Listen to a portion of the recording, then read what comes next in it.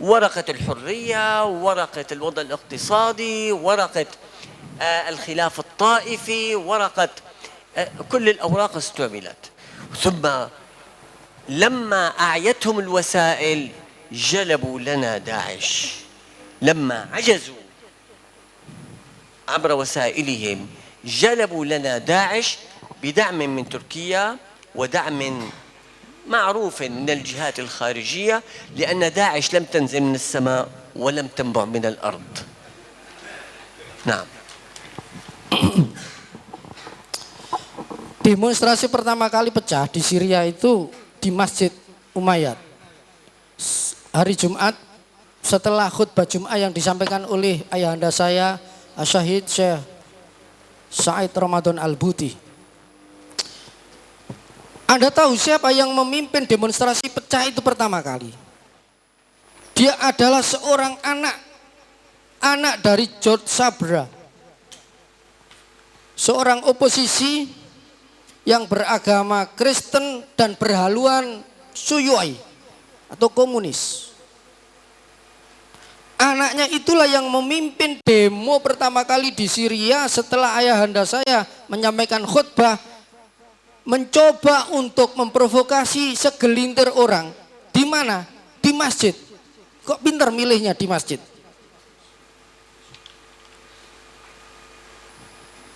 Pertanyaannya, Josabra yang Kristen dan komunis tulen, kok tiba-tiba mengangkat isu Sunni Syiah,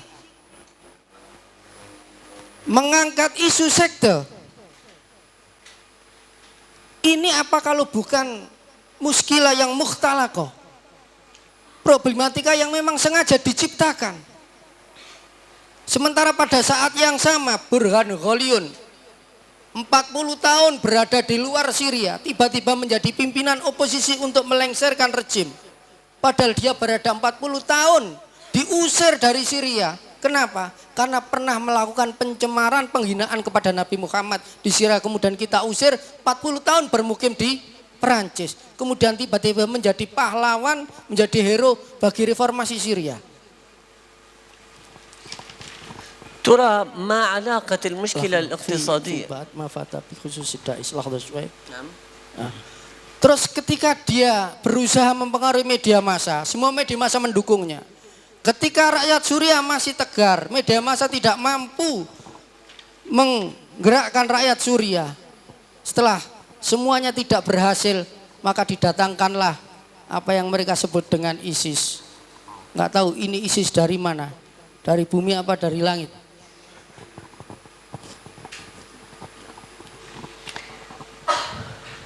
اعذروني فأنا أتكلم بحرقة لأني أتيتكم من بلد جريح، أتيتكم من بلد ينتظر منكم أن ترفعوا الأكف إلى الله أن يدفع عنه شر الأعداء. إخواني، كل الذي أريد أن يعرف أن هناك قضيتين في المشكلة. القضية الأولى تدمير سوريا، القضية الثانية تشويه الإسلام. هل تعرفون؟ تشويه الإسلام، الإسلام الذي قال فيه الله عز وجل وما أرسلناك إلا رحمة للعالمين.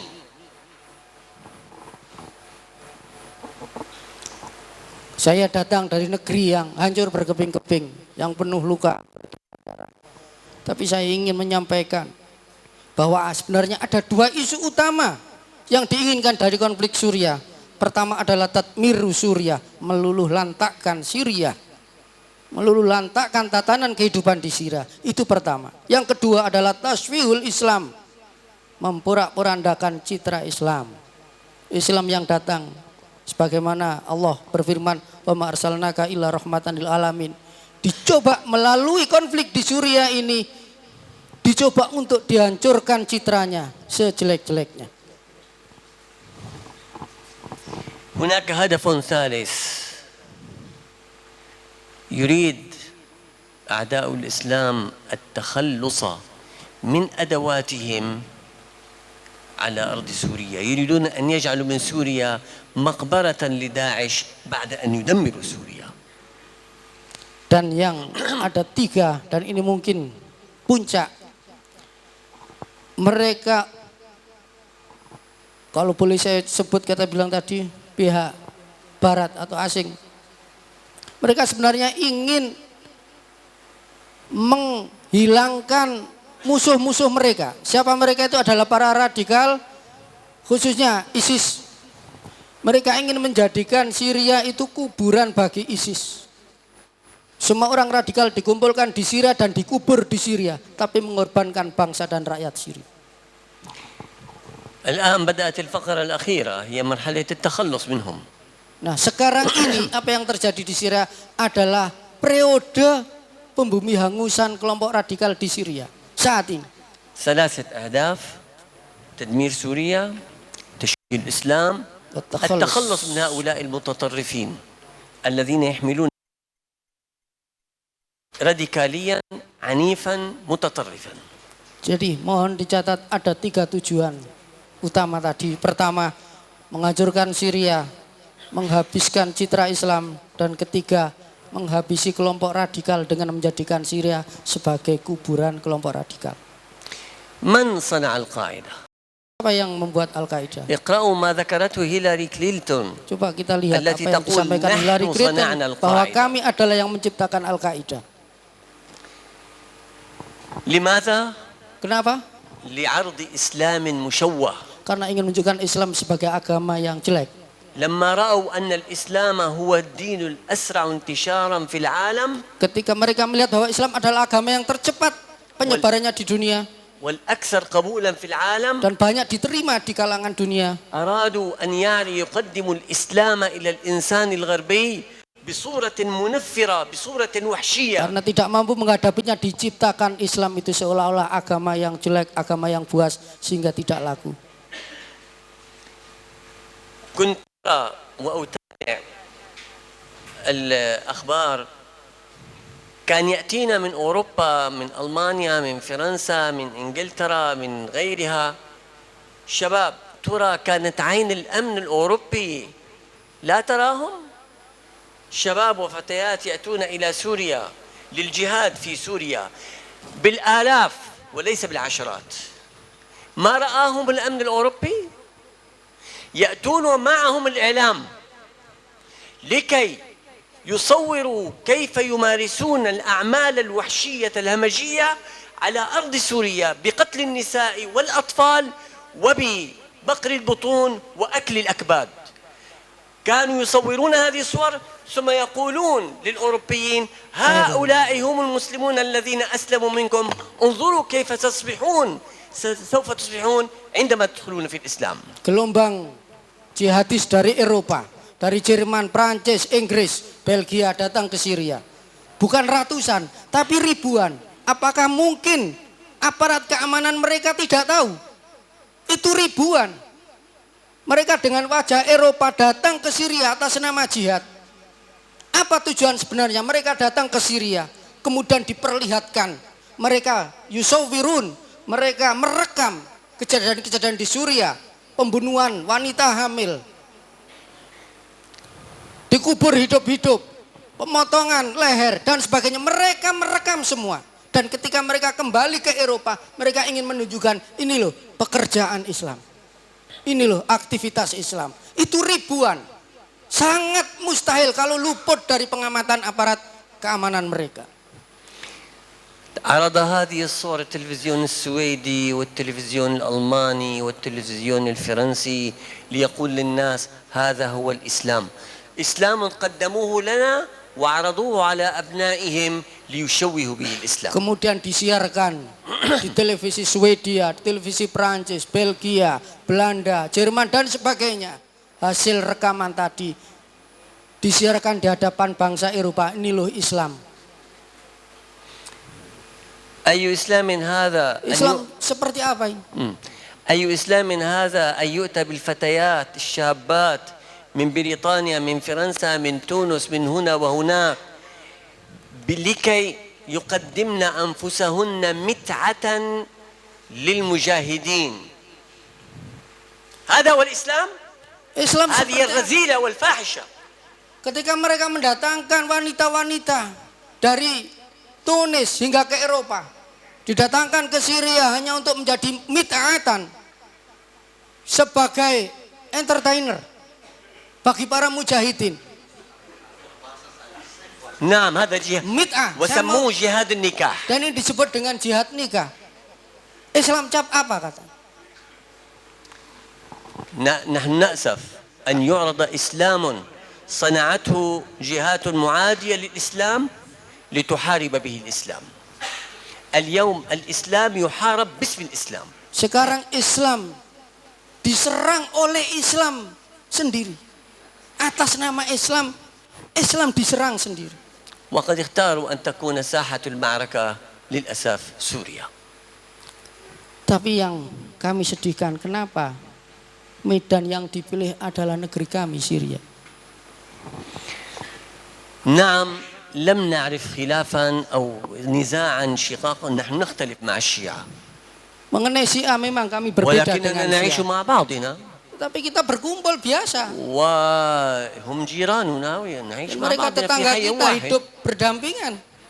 ولهم مذهبهم ولنا مذهبنا. Mereka mempunyai madhab, kami juga punya madhab. وهذا الأمر موجود في كل العالم. Ini juga di mana-mana terjadi. يعني أنا إذا اختلفت معك يجب أن أقتلك وتقتلني. Apakah kalau saya berbeda madhab dengan kelompok lain kemudian saya harus memukul dan membunuhnya? بعد هذه الصورة المؤلمة التي اضطرني إلى ذكرها العرض الذي سمعته لكي أبدي التحليل الذي عندي والذي رأيته بعيني والذي سمعته بأذني. والآن أنا أسأل: هل الإصلاح يكون بقصف محطات توليد الكهرباء؟ هل الإصلاح السياسي أو الاجتماعي أو الاقتصادي يكون بنسف الجسور والأنفاق؟ هل الإصلاح يكون بقذف مدينة دمشق بمئات القذائف التي تسقط على بيوت الناس وعلى الأطفال والنساء؟ هل الإصلاح يكون بقطع المياه عن المدينة؟ مدينة حلب عاشت بدون ماء، تمديدات مياه 3 أشهر، بدون كهرباء 3 أشهر، يضربون مواسير المياه يقولون الله أكبر. هذا هو الجهاد؟ هذه هي الوطنية؟ هذا هو الإصلاح؟ أنا رأيت هذا بصفحاتهم، لم أره في الإعلام السوري، ما ورد في الإعلام السوري، ورد في إعلامهم هم يفجرون المياه، مواسير المياه، تبقى حلب عطشة بدون ماء، تأتيها المياه بواسطة سيارات الجيش، سيارات الدولة، لكي تصل وتسقي العطاش. نعم، حلب منذ فترة قريبة وصل الماء إليها. التيار الكهربائي مقطوع عن حلب أشهر.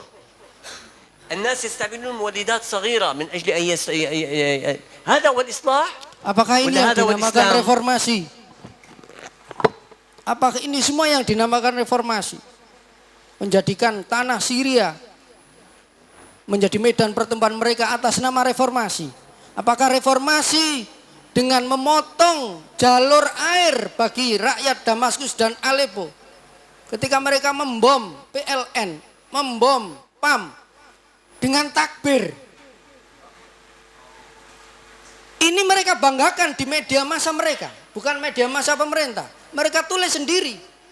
Mereka telah berhasil membom PLN, menjadikan rakyat gelap gulita, tanpa air. Di Aleppo itu 3 bulan orang hidup tanpa air. Dan baru terakhir ini air dikirim kembali melalui mobil-mobil militer. Apakah ini yang disebut dengan reformasi? الذي عرفناه في كتاب الله عز وجل حتى لو كنا مختلفين أن الله سبحانه وتعالى يقول إنما المؤمنون إخوة فأصلحوا بين أخويكم، ويقول ولا تنازعوا فتفشلوا وتذهب ريحكم، ويقول واعتصموا بحبل الله جميعا ولا تفرقوا. النبي صلى الله عليه وسلم يقول للمسلم كالبنيان المرصوص. هذا ما أمرنا به ديننا. أمرنا ديننا أن ندعو إلى الله بالحكمة والموعظة الحسنة، أن نجادل أهل الكتاب بالتي هي أحسن. أمرنا بذبحهم، أمرنا بقتلهم.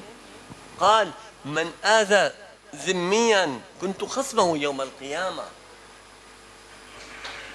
المخالف لنا في ديننا، يقول النبي صلى الله عليه وسلم لنا: من آذى ذميا كنت خصمه يوم القيامة. طيب الذي يتفق معنا في ديننا ويختلف معنا في بعض الاجتهادات وبعض الأمور التاريخية، ما موقفنا منه؟ الله تعالى يقول: ادعو إلى سبيل ربك بالحكمة والموعظة الحسنة وجادلهم بالتي هي أحسن. هكذا قال لنا، ما قال لنا اقتلهم، أبدهم، شنع بهم.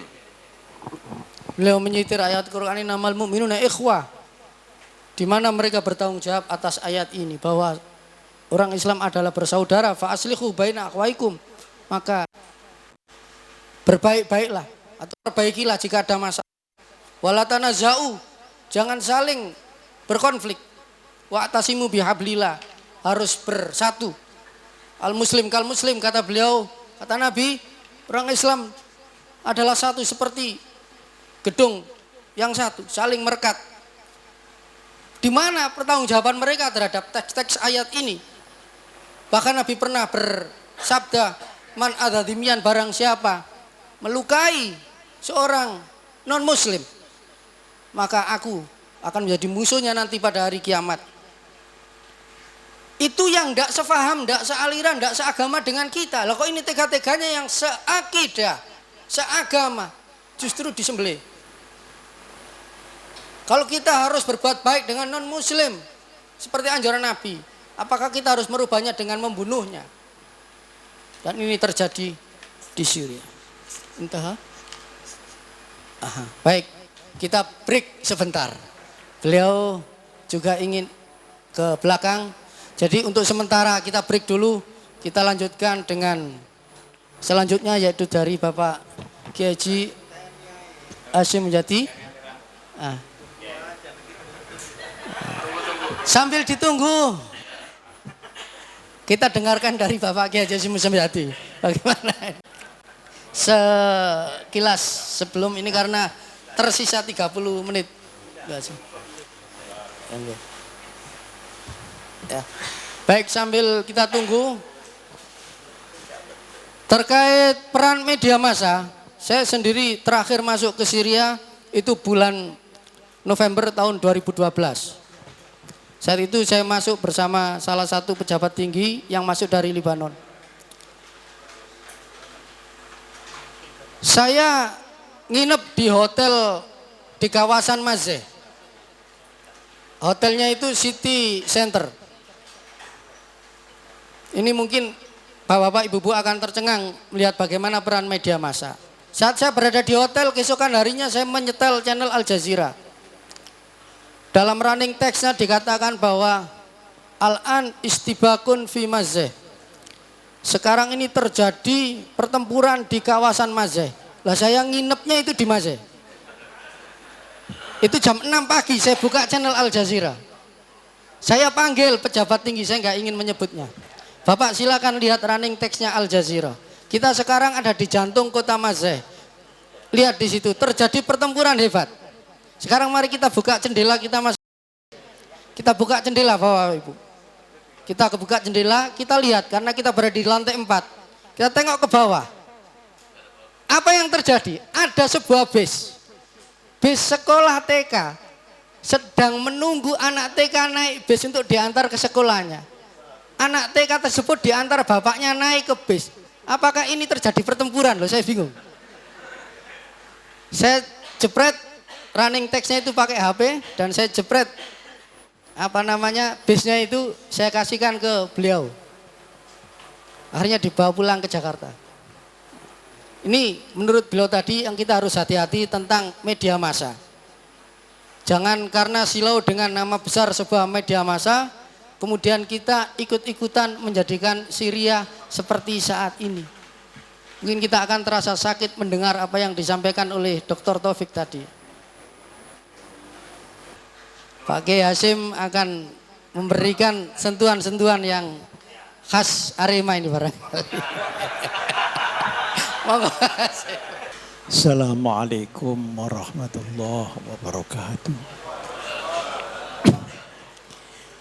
Saya akan memulai ungkapan pendek saya ini nanti dengan sebuah pertanyaan. Mungkinkah keadaan yang di Timur Tengah, termasuk yang terakhir di Syria, itu akan masuk Indonesia?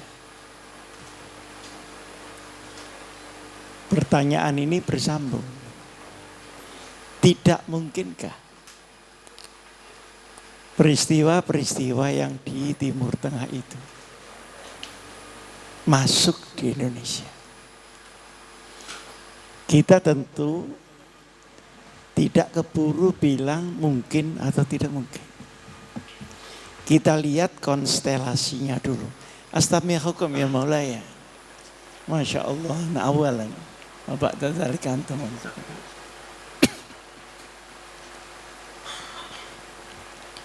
Saya akan memulai begini. Tahun 1992, Blok Timur yang disebut komunisme runtuh. Dan runtuhnya ini tidak melalui perang fisik, tapi perang persepsi. Melalui pemikiran reformisme yang masuk di kubu komunis itu. Di Cina ada Deng Xiaoping, di Soviet ada Gorbachev, dan di Polandia, Eropa Timur ada Lech Wałęsa. Akhirnya rontoklah sistem ideologi komunis itu. Sudah tidak lagi proletariat, tetapi sudah kolaborasi dengan kapitalisme. Nah, runtuh pula tembok Berlin. Jadi satu kembali Jerman. Ketika itu saya menganggap mudah-mudahan ini membuat umat Islam dunia aman. Tapi ternyata yang terjadi sebaliknya. Barat dan Timur mulai bersatu untuk menyerang Timur Tengah. Kita mulai dari 1998.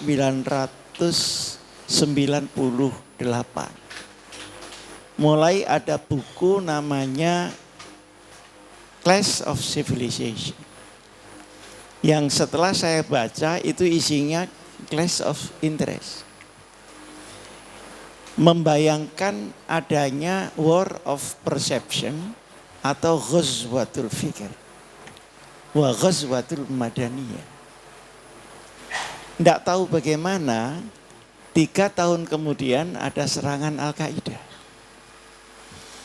Ketepatan saya termasuk orang pertama mungkin di dunia, bukan di Indonesia, yang diberi kesempatan untuk melihat ground zero.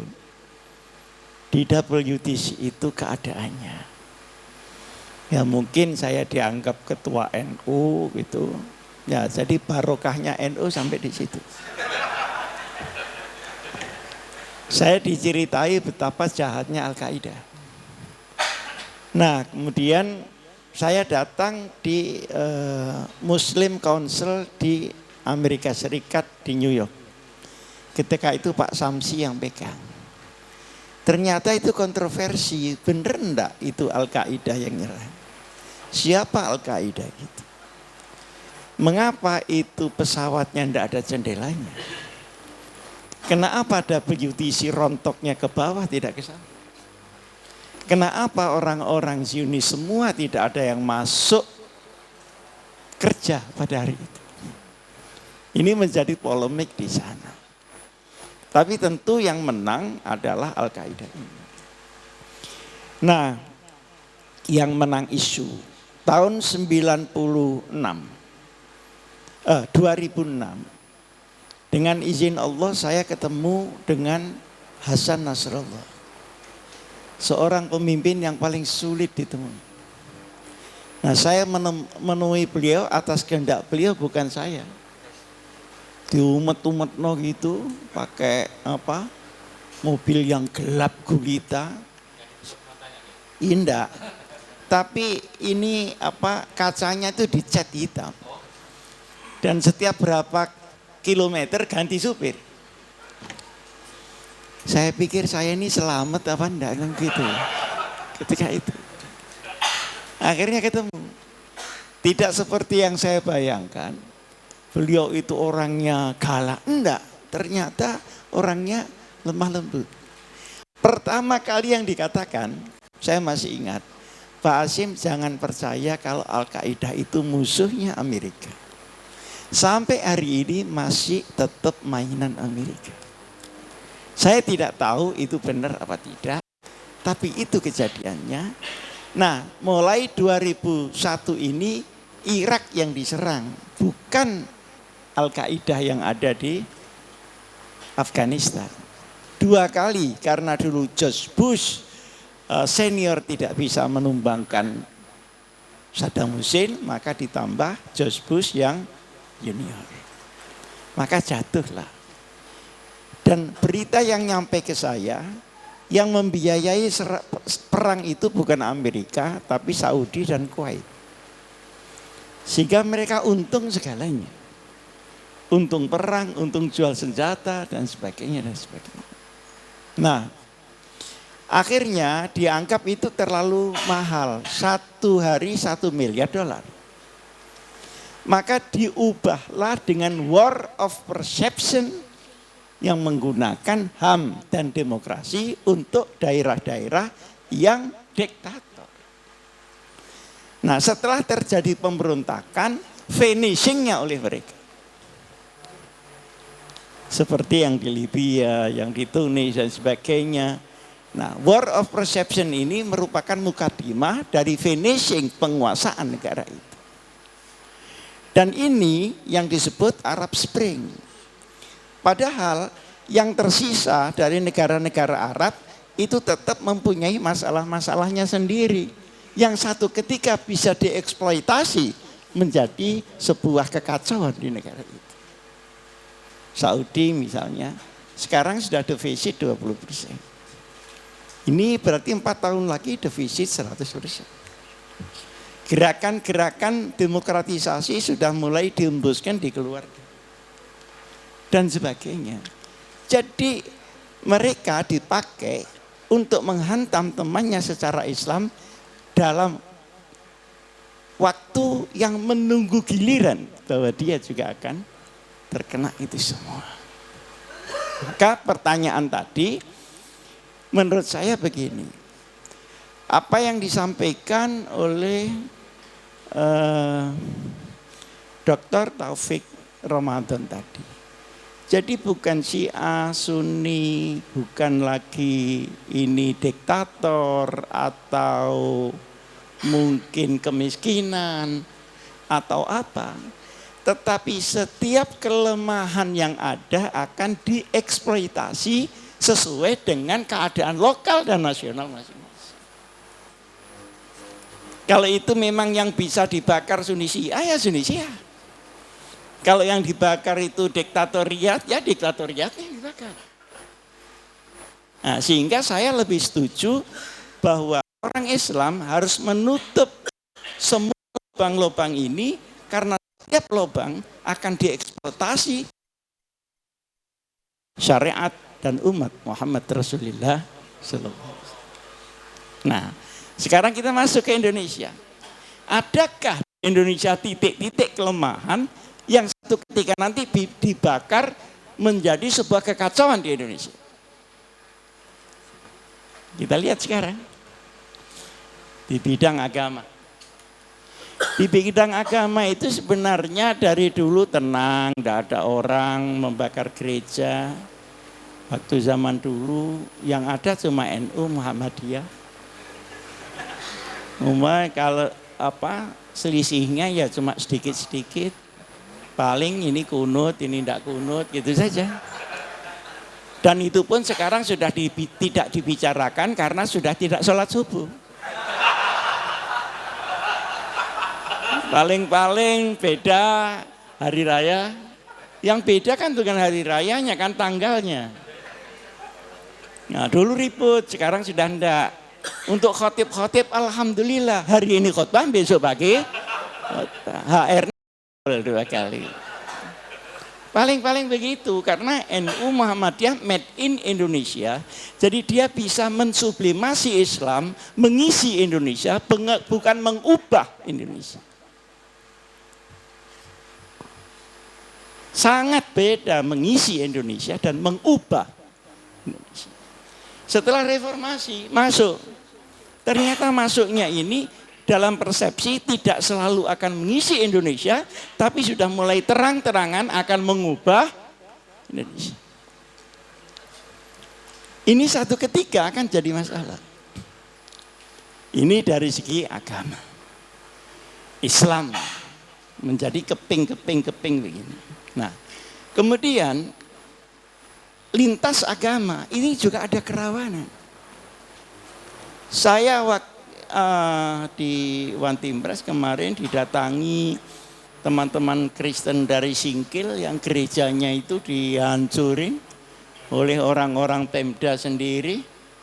Saya tidak tahu ini dihancuri dengan sendirinya atau ini bagian dari pembusukan Islam di Indonesia. Sementara yang di Tolikara ada keadaan yang berbalikan. Nah, sekarang dari segi politik. Politik itu intinya adalah amanat, representasi. Kalau representasi itu tidak ada, maka politik itu sekalipun distempel demokrasi tetap stagnan. Tetap stagnan. Kemarin itu baru ada bapak-bapak dari KPK datang di kantor saya. Pertama kali saya katakan, KPK ini didukung oleh rakyat, tapi tidak mungkin didukung oleh wakil rakyat. Kenapa ketawanya kok terlambat? Ini kurang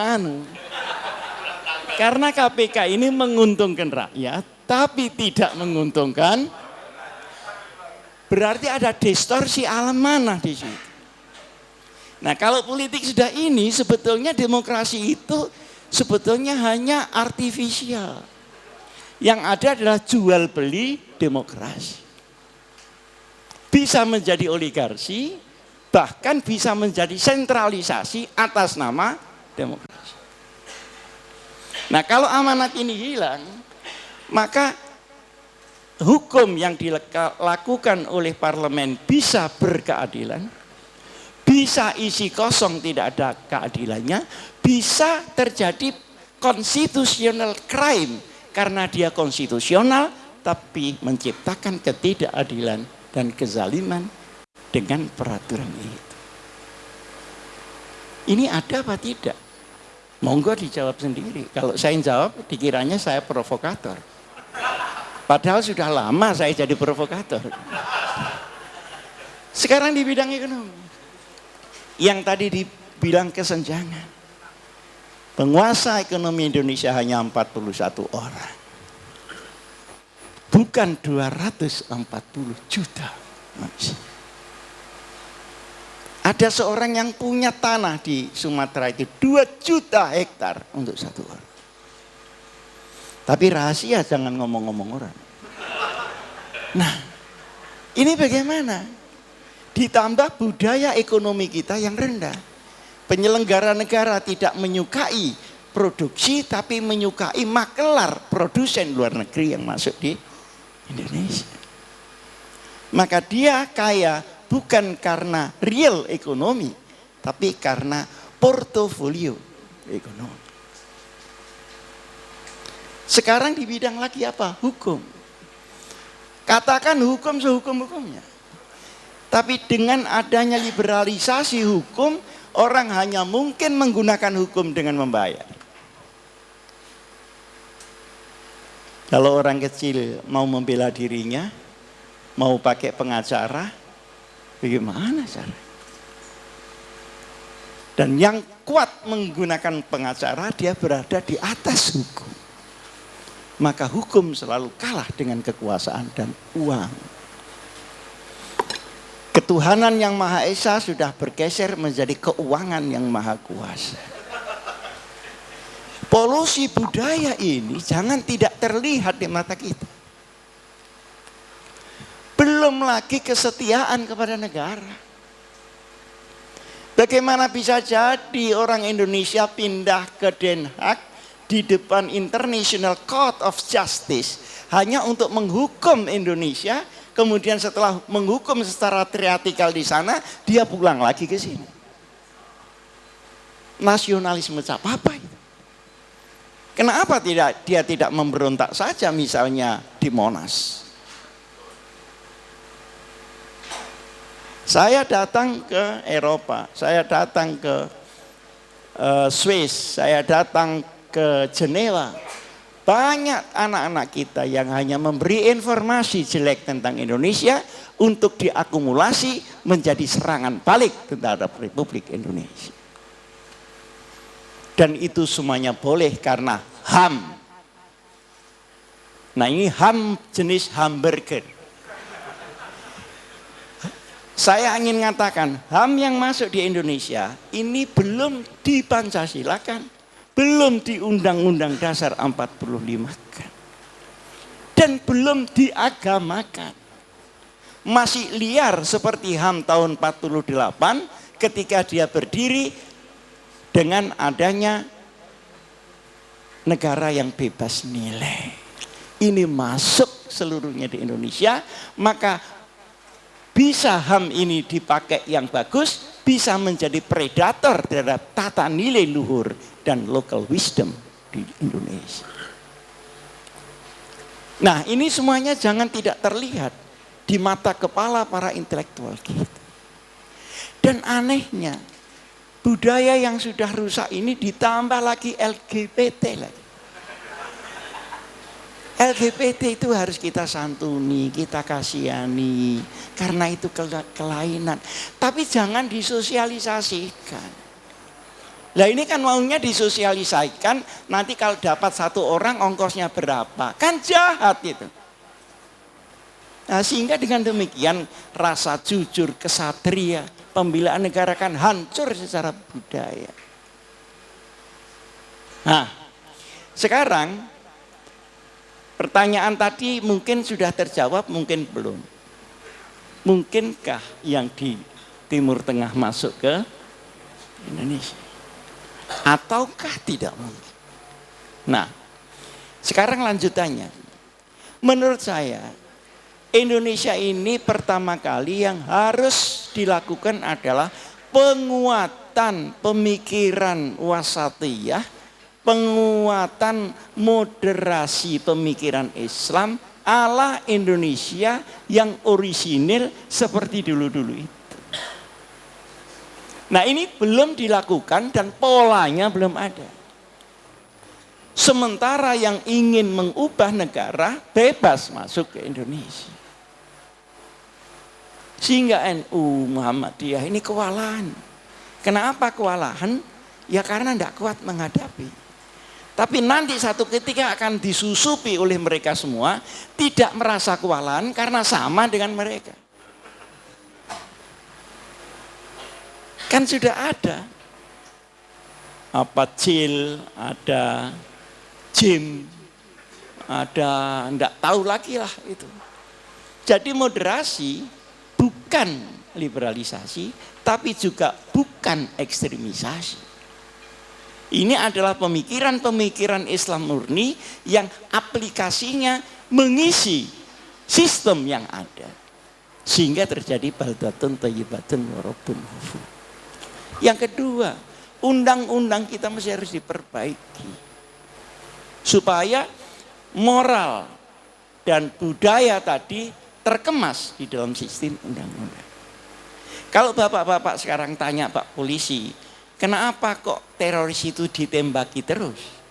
Karena tidak ada undang-undang yang konsepnya untuk penangkalan dini. Bagaimana ekstremitas itu bisa dihilangkan dengan pemikiran yang lurus. Ini tidak ada. Selama masih wacana bebas, baru setelah teror dia bisa menembak. Sehingga lebih dulu bomnya daripada pengatasannya. Ini undang-undang kita yang sekarang. Nah, oleh karenanya yang dimaksud oleh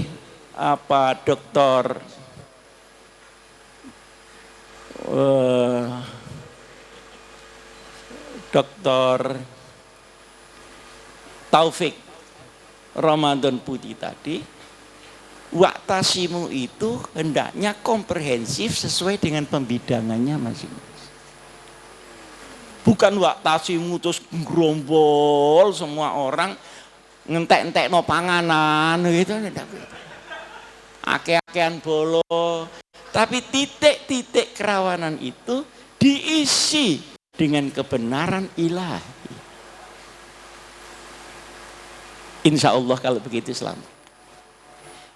Terakhir, kita tidak bisa meminta musuh-musuh Islam itu untuk berhenti memusuhi. Itu tidak bisa. Itu sunnatullah.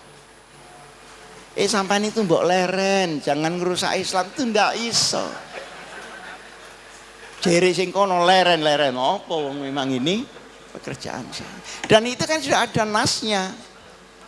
Innal muluka idza dakhalu qaryatan afsaduha wa ja'alu a'izzata ahliha azillah.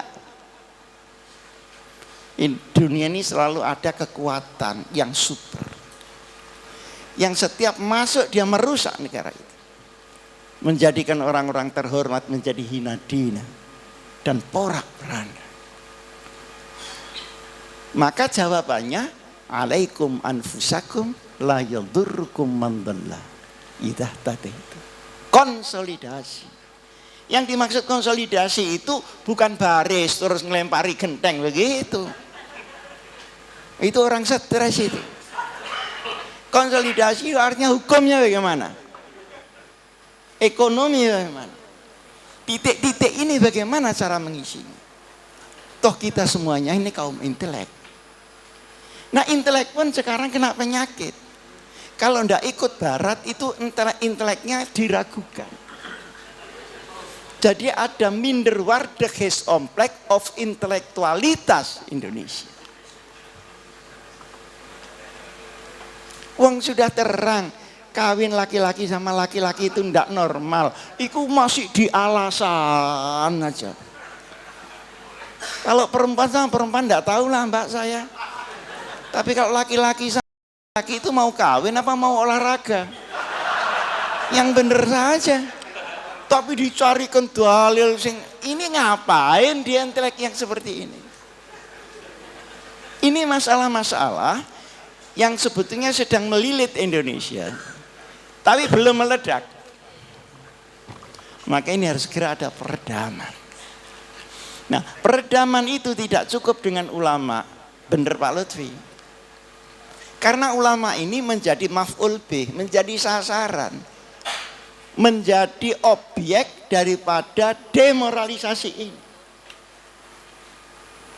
Sesungguhnya yang harus menjadi subjek adalah sistem dan moralitas bangsa. Kalau sistem ini robek, sehingga seluruh sub-sub sistem itu kemudian masuk angin, maka siapapun sudah tidak bisa lagi mengatasinya. Saya mau ambilkan contoh satu saja yang kecil. Hak asasi manusia itu kalau melihat di Papua itu ada pemberontak ketembak, wah itu melanggar HAM. Tapi kalau TNI itu trust, tenang aja. Karena memang ini disiapkan untuk negara berkembang. Tidak ada HAM yang disiapkan untuk negara yang sudah mapan. Assalamualaikum warahmatullahi wabarakatuh.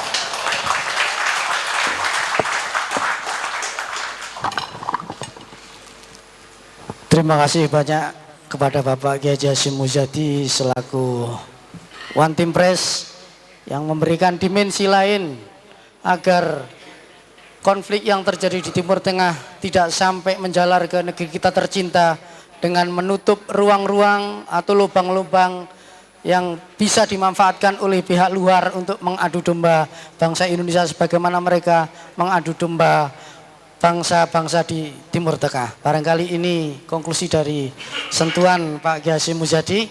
Ada waktu mungkin ya menjelang maghrib, mungkin ada 5 menit ya. Kami berikan untuk tanya jawab. Kami persilakan 1, 2, 3.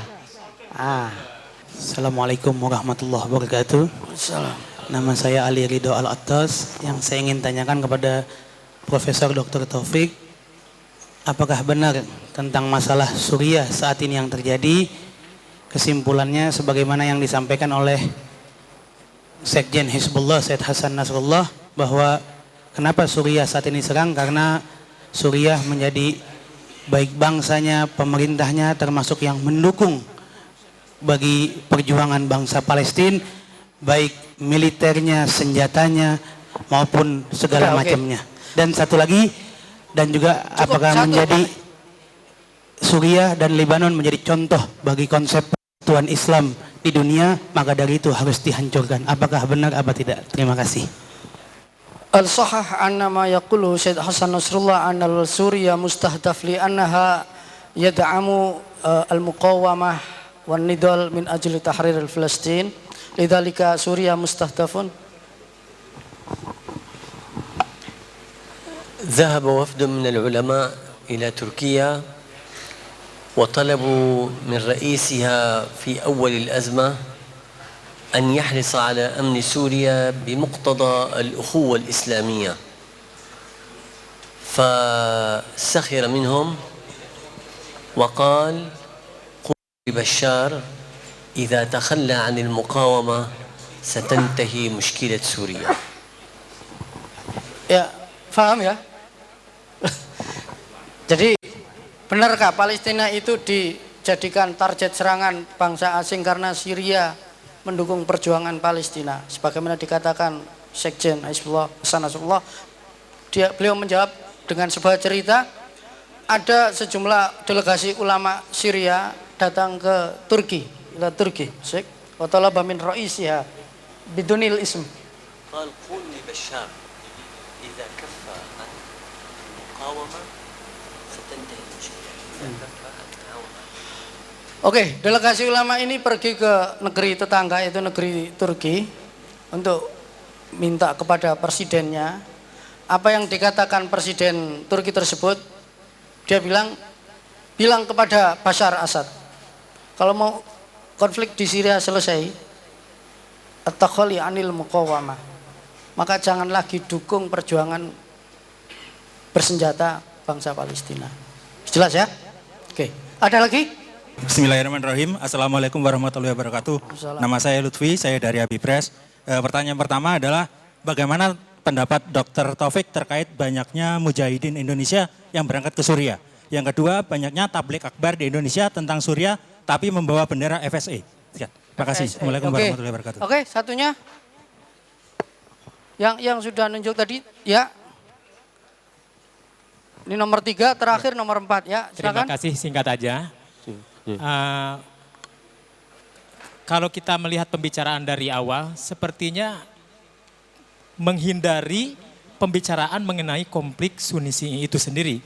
Padahal itu sebuah kenyataan yang memang ada di depan mata.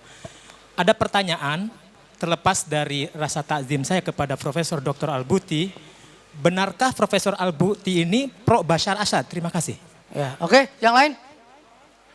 Yang tadi terakhir ya, langsung bunyi. Assalamualaikum warahmatullahi wabarakatuh. Saya langsung ingin bertanya kepada kedua pembicara, Al-Mukarram Syekh Taufik Ramadan Al-Buti, Taufik Ramadan Al-Budi, dengan Al-Mukarram Kiai Haji Hasyim Muzadi. Jadi, afan idza atakallam bil lughatil Indonesia. Ya, pertanyaannya apa? Jadi, apa sih peran kita sebagai pelajar muslim yang baik dalam rangka untuk membantu penyelesaian atau resolusi konflik yang berlangsung di Suriah Oke. dan negara-negara Timur Tengah lainnya. Terima Oke. kasih. Soalain minas sahafi doktor. Maroyuka fi wusulil mujahidin minal Indonesia ila Suriah. Ada awal tani se unaka fi Indonesia munasabat min ajl da'am asy'ab Suri tahta ism da'am asy'ab Suri. Walakin kama ta'lamun annu mu'dhamuhum yasilud da'am hada da'am ila al-jaysh as-Suri al-Hur. Ashi? Kan hunaka munasabat fi Indonesia qad yumkinu qad yakun tahridiyya min ajal tahta ism da'am asy'ab Suri. Tfaddal. Awal sih بالنسبة للمجاهدين الإندونيسيين. نحن أعتقد أن هؤلاء سيكونون مجرد ضحايا تسفك دماؤهم دون نتيجة. نحن نحزن عليهم. أنا قلت في بداية الكلام أو في أثناء الكلام إن الهدف من هذا الموضوع هو تشويه الإسلام. الدولة الإسلامية لا تقوم على سفك الدماء. والجهاد لماذا لا يكون في فلسطين ويكون في سوريا؟ لماذا لا ننقذ القدس قبل أن نضرب الحكم في سوريا؟ طيب هذا أول. لماذا قاتل أهل غزة ولم يقفوا معهم؟ لماذا تهدم الآن؟ هناك محاولات لهدم المسجد الأقصى ولا نغضب له. لماذا يعالج المجاهدون المزيفون في مشافي نتنياهو؟ Nah, yang pertama, saya sedih dengan banyaknya, mungkin nggak banyak ya, orang Indonesia yang berjihad ke Syria. Sedihnya kenapa? Mereka pasti akan menjadi korban sia-sia saja. Tidak akan dicatat sebagai tinta emas sebagai syuhada. Kenapa mereka harus berjihad ke Syria? Kenapa tidak memerdekakan Palestina? Ketika Masjidil Aqsa terancam dibongkar oleh Zionis, kenapa tidak mereka datang ke Palestina? Kenapa harus ke Syria? Jadi saya sedih kalau ada rombongan dari Indonesia datang ke Syria atas nama jihad. Wasu'al tsani تعالج إسرائيل جرحى المجاهدين من هؤلاء الثوار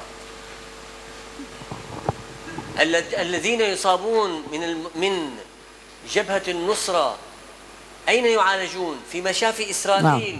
ويزورهم Kalau boleh Anda tahu, ويطمئن عليهم. korban yang menganggap mereka sebagai mujahid ketika mereka terluka, di mana mereka diobati, sebagian ada yang diobati di rumah sakit Israel. Oke. وبالنسبة للسؤال الثاني شو سؤال ثاني؟ هناك مناسبة في إندونيسيا من قبل بعض الجهات تحريضية قد نسميها هيك من أجل تحت اسم دعم شعب سوري ولكن بالنهاية وصل هذا الدعم إلى الجيش الحر. أنا أعتقد أنه لن يصل إلى الجيش الحر ولن يصل إلى الشعب السوري، سيصل إلى جيوب الذين يجمعون. أيوة. Kalau ada kegiatan tabligh akbar, pengumpulan dana yang dikatakan untuk rakyat Syria atau untuk FSA, Free Syrian Army, uangnya saya yakin uangnya tidak akan sampai ke rakyat Syria atau ke FSA, tapi uangnya mampir ke kantong-kantong mereka sendiri. Oke? As-su'al ats-tsalis. At-tatakallamun anil nija' fi Suri walakin lam tatakallam anil waqi' al-ardil waqi' ala huwa an-niza' al-madhhabi baina sunnah wa syiah. Ana su'ali hal anta min mu'ayyidin nizam? أنا لست مؤيدا لا للنظام ولا للحرب. Saya tidak pro rejim dan bukan pro pemerintah. أنا أؤيد سلامة أمتي وسلامة بلادي. Yang أنا saya أؤيد bela, حقن الدماء. أنا لا أرضى بسفك الدماء. yang saya bela dan saya dukung adalah keselamatan bangsa dan rakyat saya. Darah mereka adalah tanggungan kami, jangan sampai tercecer di bumi kami Syria. Saya bukan pro rejim, juga bukan pro pemerintah, tapi pro rakyat. عندما يخطئ بشار الأسد نقول له يا بشار برسالة نرسلها إليه أو بمقابلة مباشرة معه، نقول له يا بشار يا سيد الرئيس أنت أخطأت أو وزارتك أخطأت أو فلان أخطأ، ننصحه، لكن لا نثير الشارع لفتنة يذهب ضحيتها شبابنا. Pemerintah atau Presiden Bashar melakukan kesalahan, kami bilang di depan beliau, wahai Presiden, Anda melakukan kesalahan. Kami menasihati beliau, kami mengkritik beliau, tapi menunjukkan juga solusinya, tapi bukan dengan cara mengumpulkan orang di jalanan, saling fitnah, saling beradu, dan saling membunuh. Sudah, terakhir tadi, peran Allah Ta'ala qala li Sayyidina Musa wa Harun, idhaba ila Fir'auna, innahu tagha, faqula lahu qawlan layyinan la'allahu yatadhakkaru aw yakhsha, ma qala lahuma quma fahayyija Misra ضد Fir'aun. Ya, jadi itu landasannya ketika Nabi Musa diutus Allah untuk bertemu dengan diktator Fir'aun, disuruh Allah untuk berkata faqula qaulan layyina. Qula lahu qaulan layyina, ya. Sampaikan kepada Fir'aun dengan kata-kata yang enak, yang santun, yang beradab, yang punya nilai peradaban.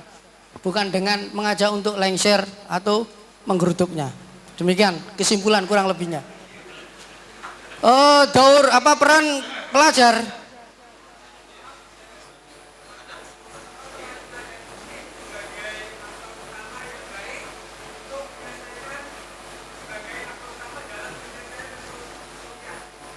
Ma daur tulab al-islamiyin. Naam. Ma dauru at-tulab al-muslimin fi al-musyarakah fil bahath anil hal as-silmi fi Suria.